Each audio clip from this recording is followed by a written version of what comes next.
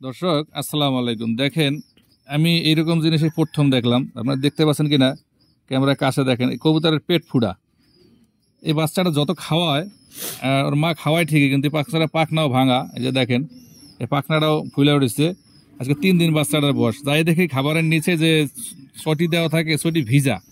তাই মনে করলাম এটা এরকম কেন, পরে ভিজা কেন, পরে বাইরে আনলাম। আনার পরে দেখি কি যে আমি নিজে খাওয়াবো চিন্তা করে আমি এই যে জিনিসপত্র নিয়ে এসেছি। আমার বাচ্চারা বললাম যে একটা বিস্কুট নিয়ে বিস্কুট খাওয়াই, বাচ্চাটা মানে খাওয়ায় না। পরে এখন দেখি এর পেট ফুটায়, একটু তো আসলে বাঁচবে না, এতে কষ্ট দিয়ে তো লাভ নাই। আর এটা রিকভারি করারও কোনো উপায় নাই যতদূর আমার মনে হয়। এই বাচ্চা কিভাবে রিকভারি করবো আর কিভাবে সম্ভব এই বাচ্চা বাঁচাই রাখার? এর পাশের বাচ্চা আরেকটা যে বাচ্চা ফুটছে, এই বাচ্চাটা খুব দ্রুত এত বড় হয়ে গেছে, কিন্তু এইটা হচ্ছে না। এটা না হওয়ার কারণ হলো এটা হওয়ার কারণ কি আপনারা কেউ বলতে পারবেন? যে বাচ্চার পেট ছিদ্র হয়ে রয়েছে, ওরা যা খাওয়ার সত্ত্বে বের হয়ে যায়, যার ধরেন ও বাড়তেও আসে না আর ও বলতেও আসে না, আর চোখও ফুটতেছে না। তো এই বাচ্চাটাকে আসলে আমি এখন আর এইভাবে কি করবো? এটাকে তো আসলে খাওয়াইলে কোনো লাভ নাই। আর এটাকে আসলে আমি এখন এই পেটটাকে অপারেশন করবো, সেলাই করে আটকাবো?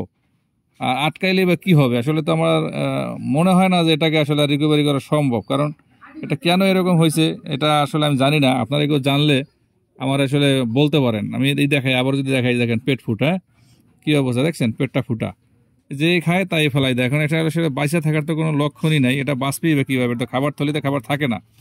এখন এই বাচ্চাটা কি করতে পারি একটু বলবেন আপনারা? না এটাকে জবাই দিয়ে হত্যা করে ফেলে দিব, কষ্ট থেকে লাঘব করে দিব, সেটাই মনে হয় ভালো হবে। যাই হোক, আমরা দেখি এই বাচ্চাটাকে তো বাসায় রাখতে পারবো না।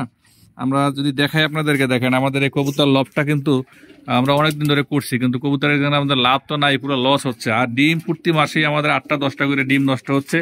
হ্যাঁ, যদিও ঝুড়ি পদ্ধতিতে করা। আপনার এই র্যাগের ভিতরে সব জায়গায় এর আগে তোমার ঝুড়ি ছিল, পরে আমি ঝুড়িগুলো সব খুলে ফেলেছি।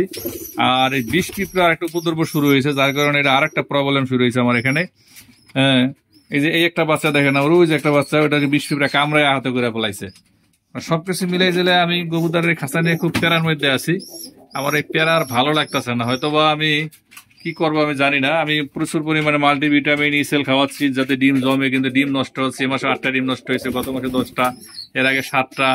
আমার এখানে 11 জোড়া অ্যাডাল্ট আছে, ঠিক আছে? মোট কবুতর আছে 42 থেকে 43টা, কিন্তু 42টা কবুতর আছে, কিন্তু এর মধ্যে 11 থেকে 22টা আছে অ্যাডাল্ট, আর এগুলো সব বাচ্চা।